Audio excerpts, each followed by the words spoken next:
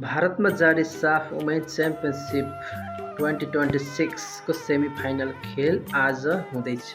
के तपाईँ पनि हेर्ने होइन त सेमिफाइनल खेल? तर कसरी हेर्ने अनि कति बजे खेल हुँदैछ त? यसको बारेमा जानकारी छैन भने म तपाईँहरूलाई छोटो जानकारी दिन आज उपस्थित भएको छु। साफ वुमेन च्याम्पियनसिप 2026 को सेमिफाइनल चरणको खेलहरू आज भारतमा हुँदैछ। नेपालले आज सेमिफाइनलमा बङ्गलादेशको सामना गर्दैछ। खेल दिनको ठिक 4:15 बजीबाट सुरु हुनेछ नेपाली समयअनुसार। र उक्त खेलको लाइभ कहाँबाट कसरी हेर्ने त्यो जानकारी छैन भने म तपाईँलाई जानकारी गराउँछु।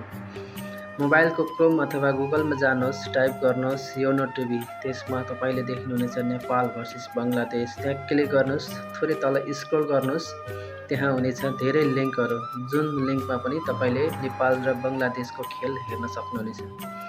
र कुरा गरौँ खेलको, तुलनात्मक रूपमा नेपालभन्दा बलियो मानिएको छ बङ्गलादेशलाई, र पनि नेपाल हारको पक्षमा भने अवश्य पनि हुने छैन। बदला लिने समय आएको छ बङ्गलादेश विरुद्ध आज। यस अगाडि 2 खेलमा हामीले मिस गरेको साम्बा, सविता अनि प्रीति, आज हामीले साम्बा र सवितालाई त देख्ने छैनौँ, तर पनि प्रीति राईलाई भने अवश्य मैदानमा देख्नेछौँ।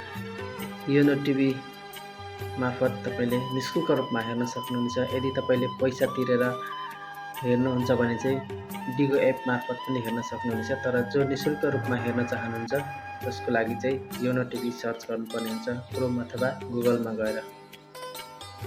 जय नेपाल, जय नेपाली फुटबल।